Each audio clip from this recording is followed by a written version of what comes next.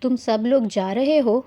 بار بار پوچھنے اور اس کا جواب انایا سے ہاں میں ملنے کے باوجود ایرک کو یقین نہیں آ رہا تھا کہ یہ ممکن تھا اور کبھی ہو بھی سکتا تھا۔ لیکن کیوں؟ اگلا سوال کرنے کا خیال اسے بڑی دیر بعد آیا تھا، حالانکہ انایا اس سوال سے پہلے اس کا بھی جواب دے چکی تھی۔ پاپا چاہتے ہیں ہم کچھ سال دادا دادی کے پاس رہیں، وہ اکیلے ہیں پاکستان میں۔ انایا نے ہمیشہ کی طرح بڑے تحمل سے اس کے اس سوال کا جواب ایک بار پھر دہرایا۔ چند سال؟ کتنے سال؟ ایرک بے حد پریشان تھا۔ پتہ نہیں، انایا نے جواب دیا، اور اسے واقعی اس سوال کا جواب نہیں پتہ تھا۔ لیکن یہ گھر کیوں چھوڑ رہے ہو تم لوگ؟ تمہارے فادر اور جبرائیل تو نہیں جا رہے؟ ایرک نے اسی انداز میں کہا تھا۔ بابا نیو یارک شفٹ ہو رہے ہیں، جبرائیل ویسے ہی یونیورسٹی میں ہے، اتنا بڑا گھر ہماری ضرورت نہیں رہا اب، انایا نے دہرایا۔ لیکن تم پریشان مت ہو، ہم لوگ امریکہ تو آتے جاتے رہیں گے اور تم پاکستان آ سکتے ہو جب بھی تمہارا دل چاہے۔ انایا کو اندازہ تھا اس کی اپنی فیملی کے ساتھ جذباتی وابستگی کا، وہ ان کے بغیر اکیلا رہ جانے والا تھا۔ وہ دونوں اس وقت اسکول کے گراؤنڈ کی ایک بینچ پر بریک کے دوران بیٹھے ہوئے تھے۔ ایرک نے اس کی باتوں کے جواب میں کچھ بھی نہیں کہا، وہ بس خاموش بیٹھا رہا، یوں جیسے اس صدمے کو سہنے کی کوشش کر رہا ہو جو انایا کے انکشاف نے اسے دیا تھا۔ کیا میں تم لوگوں کے ساتھ نہیں جا سکتا؟ ایک لمحی خاموشی کے بعد ایرک نے بالآخر اس سے پوچھا۔ اس سوال نے انایا کو مشکل میں ڈال دیا۔ جواب وہ جانتی تھی لیکن دے نہیں سکتی تھی۔ تمہاری فیملی اور ممی کو تمہاری ضرورت ہے، تم انہیں چھوڑ کر ہمارے ساتھ کیسے جا سکتے ہو؟ انایا نے اپنے انکار کو بے حد مناسب الفاظ میں اس تک پہنچایا تھا۔ ممی کو کوئی اعتراض نہیں ہوگا، میں ان سے اجازت لے سکتا ہوں۔ کیا آپ لوگ مجھے اپنے ساتھ رکھ سکتے ہیں؟ ایک اور سوال آیا۔ انایا ایک بار پھر وہیں کھڑی ہو گئی۔ ایرک، میں نہیں جانتی، میں ممی اور بابا سے پوچھ سکتی ہوں، لیکن اپنی فیملی کو اس طرح چھوڑ کر ایک دوسری فیملی کے ساتھ جانا ٹھیک نہیں ہے، انایا نے کہا تھا۔ وہ 13 سال کی تھی، اسے بڑوں کی طرح نہیں سمجھا سکتی تھی، پھر بھی اس نے کوشش کی تھی۔ ایرک اس کی بات پر خاموش رہا، پھر اس نے کہا، چند سالوں تک میں ویسے ہی یونیورسٹی چلا جاؤں گا، گھر سے تو ویسے بھی جانا ہی ہوگا مجھے۔ اس نے سوچے سمجھے بغیر کہا، پھر تو اور بھی ضروری ہے کہ یہ وقت تم اپنی فیملی کے ساتھ گزارو۔ انایا نے اسی نرم لہجے میں کہا، میں اپنے آپ کو تمہاری فیملی کا حصہ سمجھتا ہوں، کیا تم لوگ ایسا نہیں سمجھتے؟ ایرک نے جواباً اس سے کہا اور جیسے پھر سے اسے مشکل میں ڈالا۔ میں ممی سے بات کروں گی ایرک۔ انایا نے اس سوال سے نکلنے کے لیے جیسے ایک حل تلاش کیا۔ اگر آپ لوگ چلے گئے تو میرا گھر ایک بار پھر سے ٹوٹ جائے گا، ایرک نے اس سے کہا۔ میرے پاس کوئی ایسی جگہ نہیں رہے گی جہاں میں جا سکوں، اس نے جیسے منت والے انداز میں کہا تھا، یوں جیسے یہ سب انایا کے ہاتھ میں تھا، وہ چاہتی تو سب رک جاتے۔ انایا کا دل بری طرح پسیجا تھا۔ ایسے مت کہو ایرک، دور جانے سے یہ تھوڑی ہوتا ہے کہ تمہارے ساتھ ہمارا تعلق بھی ختم ہو جائے گا۔ ہم لوگ ملتے رہیں گے، بات بھی کریں گے، ای میلز بھی۔ چھٹیوں میں تم ہمارے پاس پاکستان آ سکتے ہو، اور ہم یہاں امریکہ، کچھ بھی ختم نہیں ہونے جا رہا۔ انایا نے اسے تسلی دینے کی کوشش کی، یہ جانتے ہوئے بھی کہ ایرک ٹھیک کہہ رہا تھا۔ فاصلہ دیو ہوتا ہے، سارے تعلق کھا جاتا ہے، پیار کا، دل کا، دوستی کا، رشتوں کا۔ اگر وہ سب نہیں رک سکتے تو تم رک جاؤ۔ ایرک نے یکدم اس سے کہا۔ وہ بری طرح گڑبڑائی۔ میں کیسے رک سکتی ہوں؟ پہلے ہی حمین ضد کر رہا ہے اور اس کی بات کوئی مان نہیں رہا، اور مجھے تو کوئی اعتراض بھی نہیں ہے۔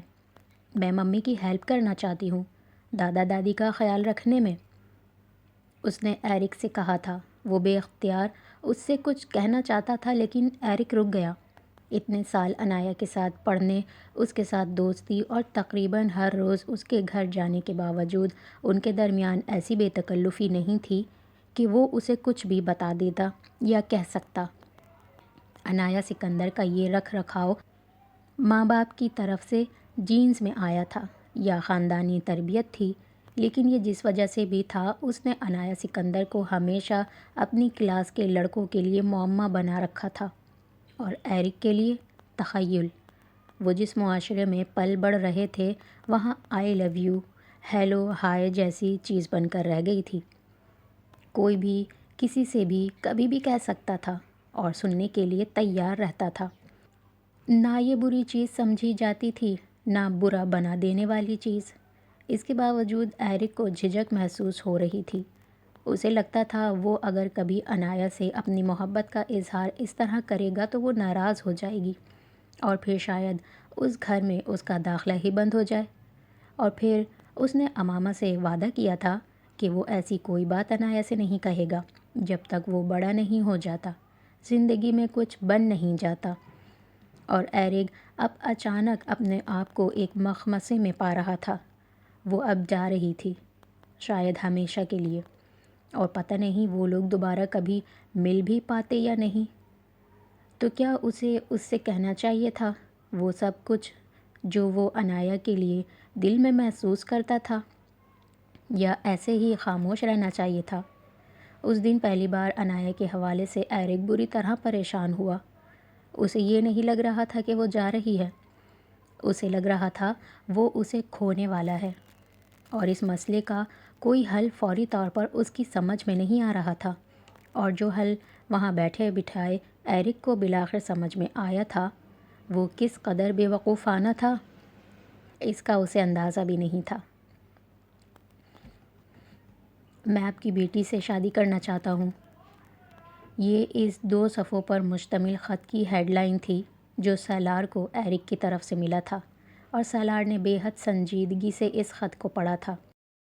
وہ متحیر تھا، اس لیے نہیں کہ وہ ایرک کی طرف سے ایسے کسی خط کی توقع نہیں کر رہا تھا، بلکہ اس لیے کیونکہ اس نے یہ سوچا ہی نہیں تھا کہ عنایہ اتنی بڑی ہو گئی ہے کہ کوئی اس کے حوالے سے ایسی بات بھی کر سکتا ہے۔ وہ اس معاملے میں روایتی باپ ہی تھا جسے ابھی بھی اپنی بیٹی بہت چھوٹی لگ رہی تھی۔ امامہ اسے چائے دینے بیڈ روم میں آئی تھی جب اس نے ڈاک چیک کرتے سالار کو ایک کاغذ ہاتھ میں لیے سوچوں میں گم دیکھا۔ وہ چائے کا کپ رکھ کر جانے لگی تھی جب سالار نے اسے روک لیا اور وہ خط اسے تھما دیا۔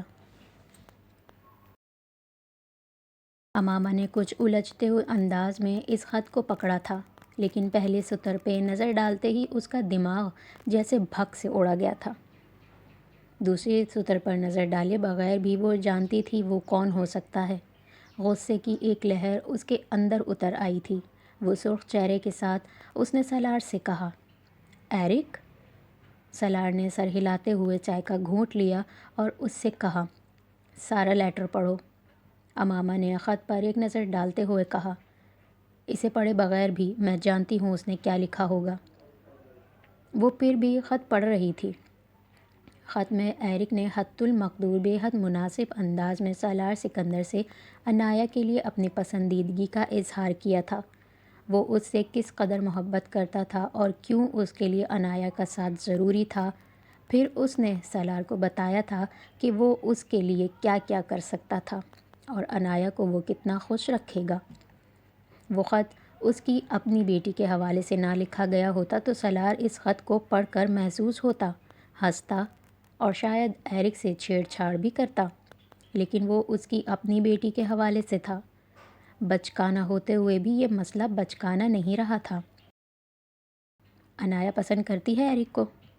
جو پہلا خیال سالار کے ذہن میں آیا تھا وہ اب یہ آیا تھا، تم کیسی باتیں کرتے ہو سالار؟ عنایہ بیچاری کو پتہ تک نہیں ہے کہ یہ کیا خیالی پلاؤ پکاتا رہتا ہے۔ اگر ایسی کوئی بات ہوتی تو وہ مجھ سے کہتی۔ ایرک ایک فیملی فرینڈ ہے، بوائے فرینڈ نہیں ہے۔ امامہ نے بے حد ناگواری سے اس کے سوال کو بالکل رد کرتے ہوئے جواب دیا، یہ ضروری نہیں ہے امامہ کہ ہمیں اپنی اولاد کے دل کی ہر بات پتہ ہو۔ امامہ نے اس کی بات کاٹ دی اور کہا، مجھے ہے۔ وہ ہنس پڑا، میں دن رات اس کے ساتھ رہتی ہوں سالار، تم نہیں رہتے۔ تم باپ ہو، اولاد کو اور طرح سے جانتے ہو، میں ماں ہوں۔ ان کو اور طرح سے دیکھتی ہوں۔ اس نے سالار کے ہنسنے پر جیسے وضاحت کی تھی، تم ٹھیک کہہ رہی ہو، اس کے باوجود یہ ضروری نہیں ہے کہ 24 گھنٹے بھی اگر اولاد نظروں کے سامنے رکھا جائے تو ان کے دلوں کو بھی جانا جا سکے۔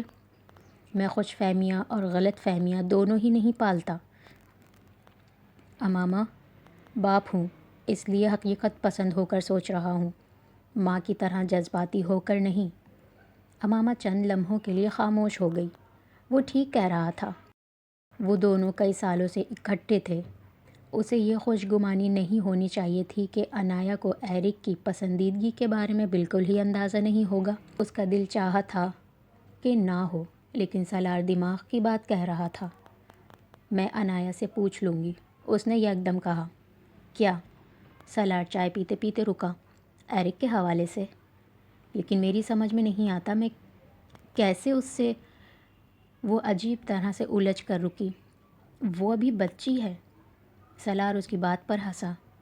ہاں، یہ خط پڑھتے ہوئے بھی میں یہی سوچ رہا تھا کہ کوئی میری بیٹی کے بارے میں اس طرح کیسے سوچ سکتا ہے۔ وہ ابھی بچی ہے، لیکن یہ زندگی ہے اور ہم امریکہ میں رہ رہے ہیں، جہاں 8-9 سال کے بچے بچیاں بھی بوائے فرینڈز اور گرل فرینڈز کے کانسیپٹ سے واقف ہیں۔ اس لیے ہمیں بھی کچھ زیادہ حقیقت پسندی سے اس صورتحال کو دیکھنا پڑے گا۔ تم ابھی عنایہ سے بات مت کرو، مجھے ایرک سے بات کرنے دو۔ سالار نے جیسے اس صورتحال کا تجزیہ کرتے ہوئے ایک حل نکالا۔ اس سے مل کر تم کیا کرو گے؟ امامہ کو جیسے یہ حل پسند نہیں آیا تھا۔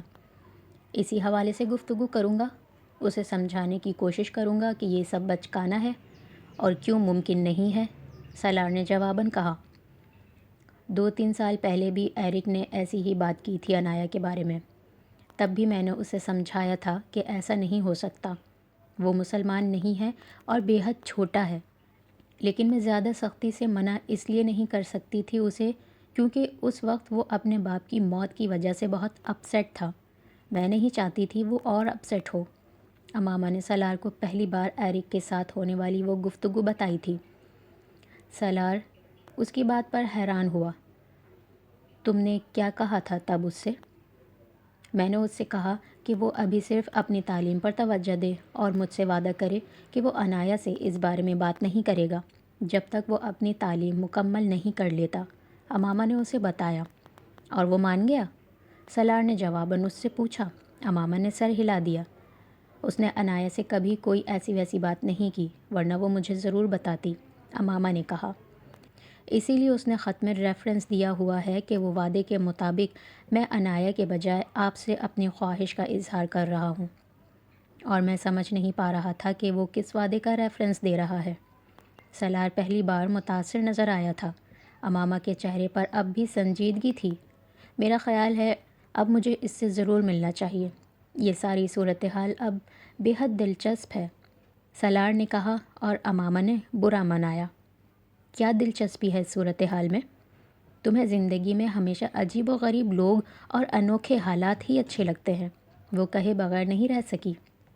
بالکل ٹھیک کہہ رہی ہو تم سے میری شادی اس کا ثبوت ہے، اور دیکھو یہ کتنی اچھی رہی ہے ہم دونوں کے لیے۔ وہ اسے چھیڑ رہا تھا۔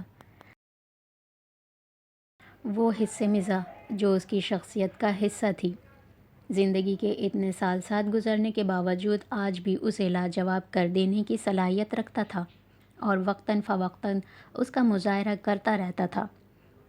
تم ایرک سے مل کر کیا کرنا چاہتے ہو؟ امامہ نے اس کے تبصرے کو مکمل طور پر نظر انداز کرتے ہوئے پوچھا۔ بات چیت کرنا چاہتا ہوں، اس کی سچائی دیکھنا چاہتا ہوں، اس پروپوزل کے حوالے سے۔ وہ ہول کر رہ گئی تھی۔ کیا مطلب ہے تمہارا سالار؟ تم ایک 13 سال کے بچے کے پروپوزل کی بات کر رہے ہو، ایک غیر مسلم کی، اور تم اپنی بیٹی کے لیے اسے کنسیڈر کرنے کی بات کر رہے ہو؟ تمہارا دماغ تو ٹھیک ہے نا؟ یہ مذاق نہیں ہے، امامہ نے بے حد خفا ہو کر اس سے کہا تھا۔ ہاں میں جانتا ہوں یہ مذاق نہیں ہے، وہ 13 سال کا بچہ ہے، یہ میں بھی جانتا ہوں، غیر مسلم ہے، یہ بھی میں جانتا ہوں، لیکن وہ 13 سال کا بچہ اگر 10-11 سال کی عمر میں بھی یہی پروپوزل دیتا ہے اور اپنے وعدے کی پاسداری کر رہا ہے تو پھر اسے غیر سنجیدگی سے نہیں لے سکتا؟ سالار اب سنجیدہ ہو گیا تھا۔ امامہ بے یقینی سے اس کا چہرہ دیکھتی رہی۔ تم عنایا کے لیے اسے کنسیڈر نہیں کر سکتے۔ ڈونٹ ٹیل می کہ تم ایسا کر رہے ہو۔ میں صرف اس ایک آپشن کا دیکھ رہا ہوں جو زندگی میں پہلی بار میری بیٹی کے حوالے سے آیا ہے، سالار نے جواباً کہا تھا۔ سالار، میں کسی غیر مسلم کا آپشن اپنی بیٹی کے لیے کنسیڈر نہیں کروں گی، امامہ نے دو ٹوک انداز میں اس سے کہا۔ مذاق میں بھی نہیں، سالار نے اس کے چہرے کو بغور دیکھتے ہوئے کہا تھا۔ کسی غیر مسلم کا آپشن میں بھی کنسیڈر نہیں کروں گا، لیکن کسی ایسے غیر مسلم کے لیے ضرور کروں گا جو مسلمان ہونے کی خواہش اور ارادہ رکھتا ہو، اس نے بھی اسی انداز میں کہا۔ میں اس آپشن کو بھی کنسیڈر نہیں کروں گی۔ نہ میں آئیڈیسٹ ہوں، نہ فینٹیسی پر یقین رکھتی ہوں۔ میں اپنی بیٹی کو کسی مشکل صورتحال میں نہیں ڈالوں گی، ایسے کسی ممکنہ رشتے کے ذریعے، امامہ نے اس کی بات کا جواب میں کہا۔ ہم رسک دوسروں کے لیے لے سکتے ہیں، دوسروں کو نصیحتیں بھی کر سکتے ہیں، اور دوسروں کو ایسے بڑے کاموں پر اکسا بھی سکتے ہیں اور ان کی حوصلہ افزائی بھی کر سکتے ہیں، لیکن یہ سب چیزیں اپنے بچوں کے لیے ہم نہیں چاہ سکتے، وہ کہتی گئی۔ میں نے تم سے شادی کر کے ایک رسک لیا تھا ماما، مجھے بھی بہت روکا گیا تھا، بہت سارے وہم میرے دل میں بھی ڈالنے کی کوشش کی گئی تھی۔ دنیا میں لوگ ایسے رسک لیتے ہیں، لینے پڑتے ہیں، سالار نے جواباً اس سے جو کہا اس نے امامہ کی زبان سے سارے لفظ چھین کر اسے جیسے گونگا کر دیا تھا۔ وہ بالکل ٹھیک کہہ رہا تھا، لیکن اسے ایرک کے ساتھ اپنا موازنہ اور اس انداز میں اچھا نہیں لگا تھا۔ ایرک اور مجھ میں بہت فرق ہے، مذہب میں فرق ہوگا لیکن کلچر میں نہیں۔ ہم ہمسائے ہیں، ایک جیسے خاندانوں سے تعلق رکھتے ہیں، بچپن سے ایک دوسرے کو جانتے ہیں۔ وہ اپنے دفاع میں پرجوش دلائل دیتے دیتے یکدم اپنا جوش کھوتی چلی گئی۔ اسے یکدم احساس ہوا تھا کہ وہ اپنی دفاع میں دیا جانے والا اس کا ہر جواز اس کے اور ایرک کے درمیان موجود مماثلت کو مزید ثابت کر رہا تھا۔ میں ایرک کے آپشن پر غور نہیں کر رہا، عبداللہ کے آپشن پر غور کر رہا ہوں۔ 13 سال کی عمر میں اپنی بیٹی کی کسی سے شادی نہیں کروں گا، لیکن اگر 13 سال کی عمر میں بھی میری بیٹی کی وجہ سے کوئی میرے دین کی طرف راغب ہو رہا ہے تو میں صرف اس لیے اسے رد نہیں کروں گا کہ یہ میری غیرت اور معاشرتی روایات پر ضرب کے برابر ہے۔ مجھے معاشرے کو نہیں، اللہ کو منہ دکھانا ہے، سالار نے جیسے ختم کرنے والے انداز میں بات کی تھی۔ امامہ قائل ہوئی یا نہیں، لیکن خاموش ہو گئی تھی۔ اس کی بات غلط نہیں تھی، لیکن سالار کی بھی درست تھی۔ وہ دونوں اپنے تناظر میں سوچ رہے تھے اور دوسرے کے نظریے کو بھی سمجھ رہے تھے۔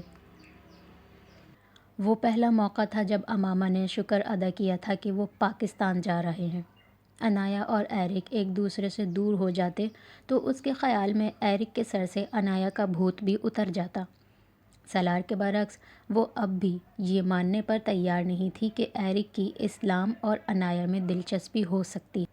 اسے یقین تھا 13 سال کا وہ بچہ 24-25 سال کا ہوتے ہوئے زندگی کے بہت سارے نشیب و فراز سے گزرتا اور زندگی کی رنگینیوں سے بھی متعارف ہوتا۔ پھر سالار سکندر کا خاندان اور اس خاندان کی ایک لڑکی عنایا سکندر ایرک عبداللہ کو کہاں یاد رہتی، اور اتنی یاد کہ وہ اس کے لیے اپنا مذہب چھوڑ کر اس کے پیچھے آتا۔ امامہ اس بات پر بھی اللہ تعالیٰ کی شکر گزار تھی کہ وہ سب کچھ یک طرفہ تھا۔ اگر عنایا اس کا حصہ ہوتی تو اس کی پریشانی اس سے بھی سوا ہوتی۔ ممی، ایرک ہمارے ساتھ پاکستان جانا چاہتا ہے، کچن میں کام کرتی امامہ ٹھٹک گئی۔ عنایا اس کے ساتھ کچن میں ہاتھ بٹا رہی تھی جب اس کے ساتھ کام کرتے کرتے اس نے اچانک امامہ سے کہا۔ امامہ نے گردن موڑ کر اس کا چہرہ بغور دیکھا تھا۔ عنایا اس کی طرف متوجہ نہیں تھی، وہ ڈش واشر میں برتن رکھ رہی تھی۔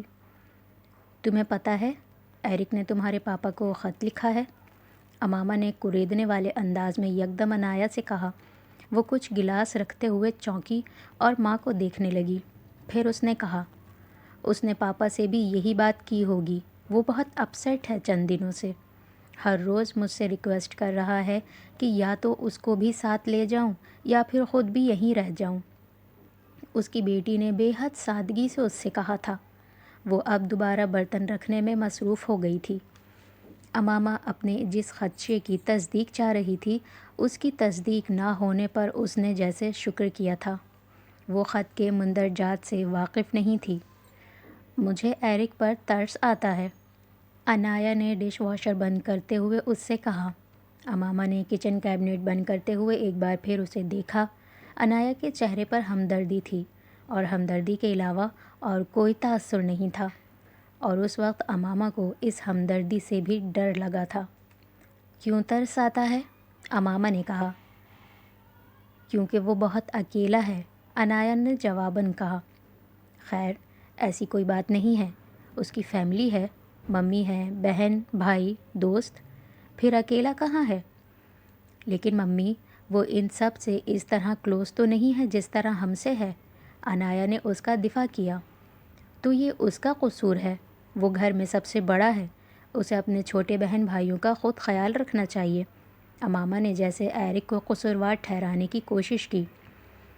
اگر جبرائیل اپنی فیملی کے بجائے کسی دوسرے کی فیملی کے ساتھ اس طرح اٹیچ ہو کر یہ محسوس کرنے لگے کہ وہ اکیلا ہے، تو تمہیں کیسا لگے گا؟ امامہ نے جیسے اسے ایک بے حد مشکل سوال حل کرنے کے لیے دیا تھا۔ انایا کچھ دیر کے لیے واقعی ہی بول نہیں پائی، پھر اس نے بے حد مدھم آواز میں کہا، ممی، ہر ایک جبرائیل کی طرح خوش قسمت نہیں ہوتا۔ امامہ کو اس کا جملہ عجیب طرح سے چبھا۔ اس کی بیٹی نے شاید زندگی میں پہلی بار کسی دوسرے شخص کے بارے میں اپنی ماں کی رائے سے اتفاق نہ کرتے ہوئے جیسے اس کا دفاع کرنے کی کوشش کی تھی، اور اس کوشش نے امامہ کو پریشان کیا تھا۔ ایرک چھوٹا بچہ نہیں ہے انایا، امامہ نے کچھ تیز آواز میں اس سے کہا۔ وہ 13 سال کا ہے، اس نے اپنے لفظوں پر زور دیتے ہوئے کہا۔ انایا نے حیران ہو کر ماں کا چہرہ دیکھا۔ اس کی سمجھ میں نہیں آیا کہ اس جملے کا مطلب کیا ہے۔ واحد چیز جو انایا اخذ کر پائی تھی وہ یہ تھی کہ اس کی ماں کو اس وقت ایرک کا تذکرہ اور اس کی زبان سے اچھا نہیں لگا تھا، لیکن یہ بھی حیران کن بات تھی، کیونکہ ایرک کا ذکر ان کے گھر میں اکثر ہوتا تھا۔ ممی، کیا میں ایرک کا خط پڑھ سکتی ہوں؟ غیر متوقع طور پر انایا نے فرمائش کی تھی، جبکہ امامہ سمجھ رہی تھی وہ پچھتا رہی تھی۔ ہومین نے پڑھا ہوگا وہ خط، ایرک اسے ایک خط پڑھا رہا تھا، میرا خیال ہے یہ وہی خط ہوگا۔ انایا نے کچن سے نکلتے ہوئے اس پر جیسے بجلی گرائی تھی۔ ہومین نے؟ امامہ کو یقین نہیں آیا۔ ہاں، میں نے ایرک اور اسے ساتھ بیٹھے کوئی کاغذ پڑھتے دیکھا تھا، میرا خیال ہے یہ خط ہی ہوگا، کیونکہ ایرک ہر کام اس سے پوچھ کر رہا ہے آج کل، but I am not sure. Anaya نے اپنے ہی اندازے کے بارے میں خود ہی بے یقینی کا اظہار کیا۔ ہر شیطانی کام کے پیچھے ہومین ہی کیوں نکلتا ہے آخر؟ امامہ نے دانت پسیجتے ہوئے سوچا تھا۔ وہ اس وقت یہ بھول گئی تھی کہ اسے کچن میں کیا کام کرنا تھا۔ اسے اب یقین تھا کہ ایرک کو اس خط کا مشورہ دینے والا ہومین ہی ہو سکتا تھا۔ اور امامہ کا اندازہ بالکل ٹھیک تھا۔ وہ خط ایرک نے لکھا تھا اور ہومین نے اسے ایڈٹ کیا تھا۔ اس نے اس خط کے ڈرافٹ میں کچھ جذباتی جملوں کا اضافہ کیا تھا اور کچھ حد سے زیادہ جذباتی جملوں کو حذف کیا تھا۔ ایرک اس کے پاس ایک خط کا ڈرافٹ لایا تھا، یہ بتائے بغیر کہ وہ خط وہ سالار سکندر کے نام لکھنا چاہتا تھا۔ اس نے ہومین سے مدد کی درخواست کی تھی کہ وہ ایک مسلم گرل فرینڈ کو پروپوز کرنا چاہتا تھا اور اس کے باپ کو خط لکھنا چاہتا تھا۔ ہومین نے جواباً اسے مبارکباد دی تھی۔ ایرک نے اس سے کہا تھا کہ کیونکہ وہ مسلم کلچر کے بارے میں زیادہ نہیں جانتا، اس لیے اسے اس کی مدد درکار تھی، اور ہومین نے وہ مدد فراہم کی تھی۔ محمد ہومین سکندر نے مسلمانوں کی نزاکت کو مد نظر رکھتے ہوئے اس کے خط کو دوبارہ لکھا تھا، اور ایرک نے نہ صرف اس کا شکریہ ادا کیا تھا، بلکہ جب سالار سکندر نے اسے ملاقات کی دعوت دی تو اس نے ہومین کو اس بارے میں بھی مطلع کیا تھا۔ ہومین کی ایکسائٹمنٹ کی کوئی حد نہیں تھی۔ اس کا دل تو یہ چاہ رہا تھا کہ ایرک کا یہ راز سب سے کہہ دے، لیکن اس نے ایرک سے وعدہ کیا تھا کہ وہ اس راز کو کسی سے نہیں کہے گا۔ انایا نے ایک آدھ دن اس گٹھ جوڑ کے بارے میں اسے کریدنے کی کوشش کی تو بھی اس نے صرف یہ کہا تھا کہ وہ ایک ضروری خط لکھنے میں ایرک کی مدد کر رہا تھا، لیکن خط کس کے نام تھا اور اس میں کیا لکھا جا رہا تھا، انایا نے کریدنے پر بھی ہومین نے یہ راز نہیں اگلا تھا۔ مجھے پتہ ہے ایرک نے وہ خط کس کے لیے لکھوایا تھا۔ انایا امامہ کے پاس سے ہو کر سیدھا ہومین کے پاس پہنچی تھی۔ وہ اس وقت اپنے کمرے میں کمپیوٹر پر کوئی گیم کھیلنے میں مصروف تھا اور انایا کے اس تبصرے پر اس نے بے اختیار دانت پیستے ہوئے کہا تھا، مجھے پہلے ہی پتہ تھا وہ کوئی راز نہیں رکھ سکتا۔ مجھ سے کہہ رہا تھا کہ کسی کو نہ بتاؤں، خاص طور پر تمہیں، اور اب تمہیں بتا دیا اس نے۔ ہومین خفا تھا، اس کا اندازہ یہی تھا کہ یہ راز ایرک نے خود ہی فاش کیا ہوگا۔ ایرک نے مجھے نہیں بتایا، مجھے تو ممی نے بتایا ہے۔ اس بار ہومین گیم کھیلنا بھول گیا تھا۔ اس کے ہیرو نے اس کے سامنے اونچی چٹان سے چھلانگ لگائی اور وہ اسے سمندر میں گرنے سے نہیں بچا پایا۔ کچھ ویسا ہی حال اس نے اپنا بھی اس وقت محسوس کیا تھا۔ ایک دن پہلے ہی اس کے اور ممی کے تعلقات میں پاکستان جانے کے فیصلے نے پھر سے گرم جوشی پیدا کی تھی، اور اب یہ انکشاف۔ ممی نے کیا بتایا ہے؟ ہومین کے منہ سے ایسے آواز نکلی جیسے اس نے کوئی بھوت دیکھا ہو۔ ممی نے بتایا کہ ایرک نے پاپا کو کوئی خط لکھا ہے، اور مجھے فوراً خیال آیا کہ جو خط تم پڑھ رہے تھے وہ وہی ہو سکتا ہے۔ انایا روانی میں بتا رہی تھی اور ہومین کے دماغ میں دھماکے ہو رہے تھے۔ کاٹو تو بدن میں لہو نہ ہونا کی مثال اس وقت اس پر صادق آ رہی تھی۔ ایسی کون سی مسلم گرل فرینڈ بن گئی یکدم ایرک کی، جس کے باپ کو خط لکھوانے کے لیے اس کی ضرورت پڑتی، جبکہ 24 گھنٹے وہ اگر کسی کے گھر بھی آتا تھا تو وہ خود انہی کا گھر تھا۔ پھر اس کی عقل میں یہ بات کیوں نہیں آئی، یا جوش میں اتنا ہی اندھا ہو گیا تھا کہ اس نے یہ سوچ لیا کہ ایرک کبھی انایا کے حوالے سے ایسا کچھ نہیں سوچ سکتا۔ ہومین اپنے آپ کو ملامت کر رہا تھا، اور ملامت بڑا چھوٹا لفظ تھا ان الفاظ کے لیے جو وہ اس وقت اپنے اور ایرک کے لیے استعمال کر رہا تھا۔ تم بول کیوں نہیں رہے؟ انایا کو اس کی خاموشی کھٹکی تھی۔ میں نے سوچا ہے میں اب کم بولوں اور زیادہ سوچوں۔ ہومین نے اپنا گلا صاف کرتے ہوئے اس وقت وہ خبر پہنچائی جس پر اسے یقین نہیں آیا۔ خواب دیکھتے رہو، اس نے اپنے چھوٹے بھائی کو چڑھانے والے انداز میں کہا۔ ممی نے تمہیں بتایا اس خط میں کیا ہے؟ ہومین اس وقت گلے تک اس دلدل میں پھنسا ہوا تھا۔ نہیں، لیکن میں نے انہیں بتایا کہ یہ خط ہومین کی مدد سے لکھا گیا ہوگا۔ میں اس سے پوچھ لوں گی اس خط میں کیا لکھا تھا ایرک نے پاپا کو۔ انایا اب اس سے پوچھ رہی تھی۔ ہومین بے اختیار کر رہا تھا۔ وہ مصیبت کو دعوت نہیں دیتا تھا، مصیبت خود آ کر اس کے گلے کا ہار بن جاتی تھی۔ ایرک کو سالار نے خود دروازے پر ریسیو کیا تھا۔ وہ ویکینڈ تھا اور اس وقت ان کے بچے سائیکلنگ کے لیے نکلے ہوئے تھے۔ گھر پر صرف امامہ اور سالار تھے۔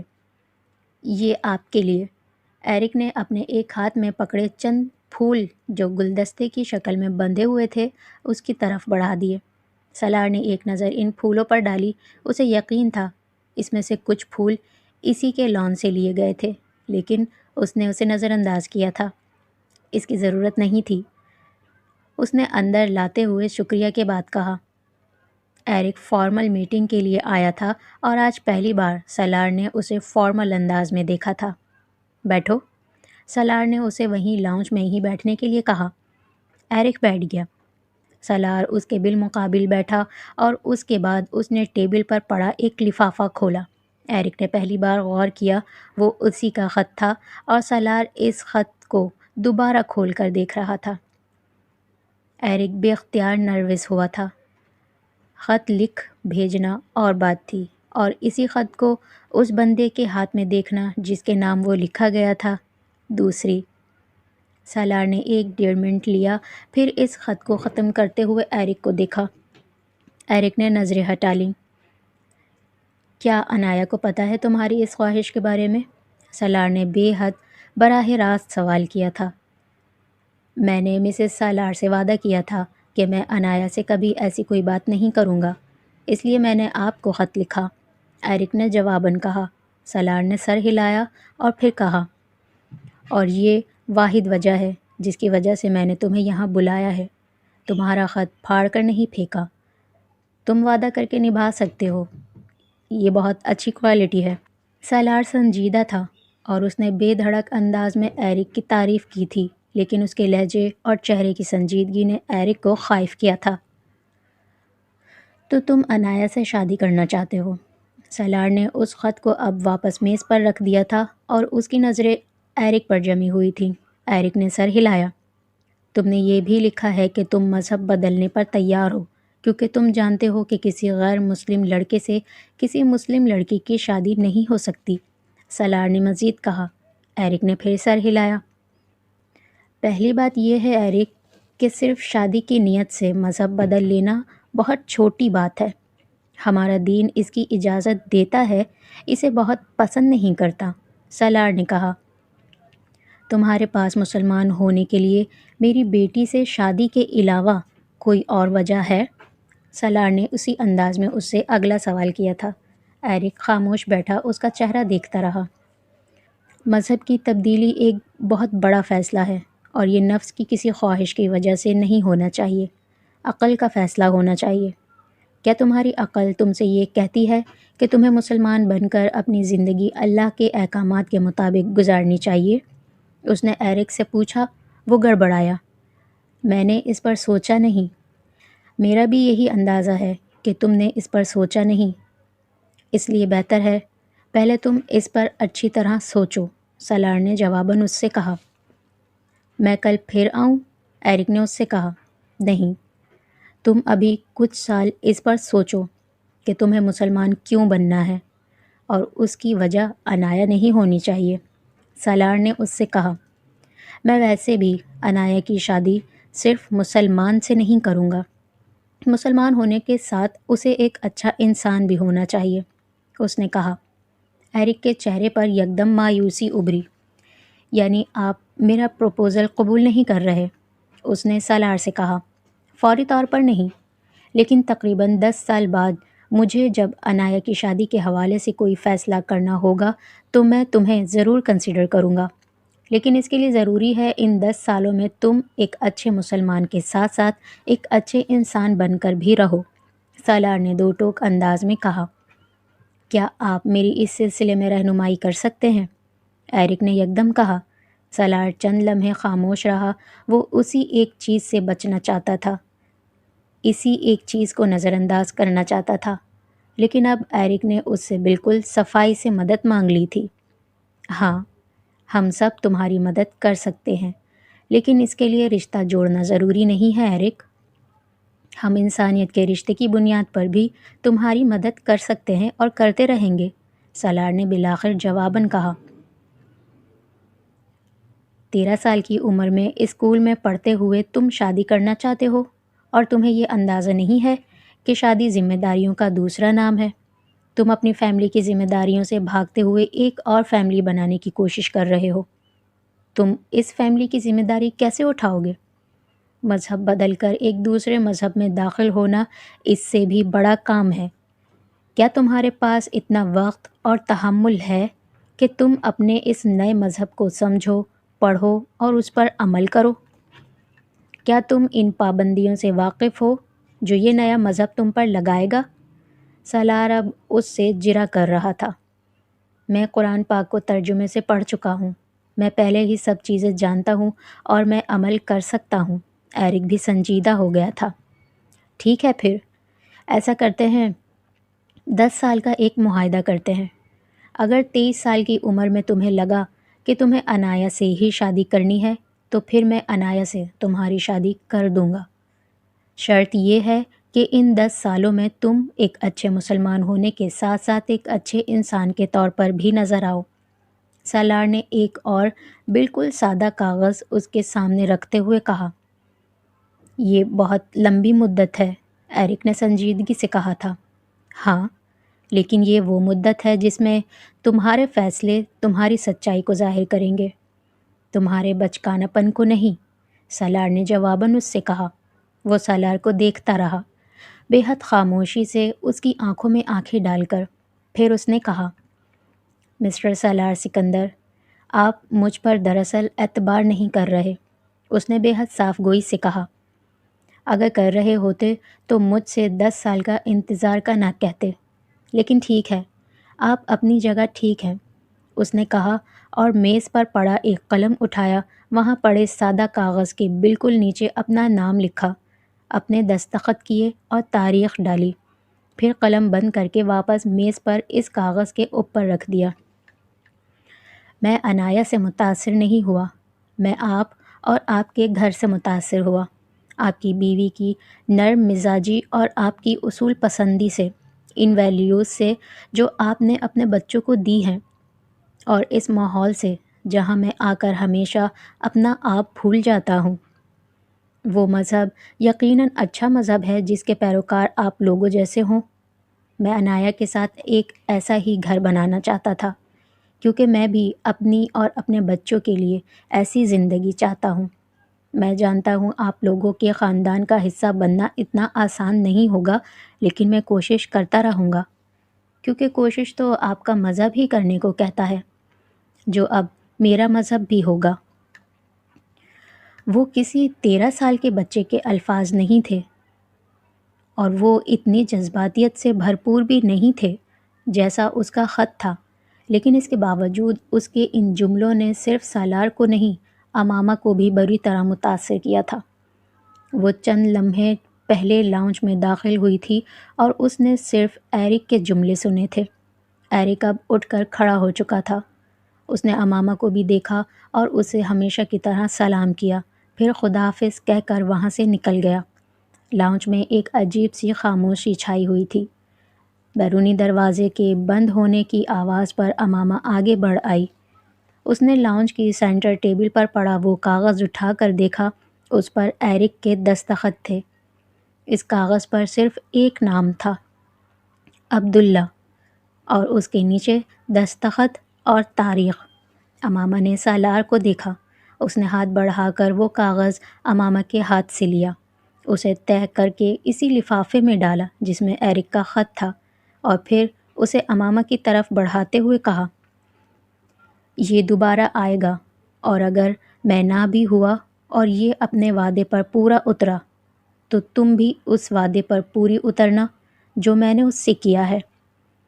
امامہ نے کپکپاتی انگلیوں سے کچھ بھی کہے بغیر وہ لفافہ پکڑا تھا۔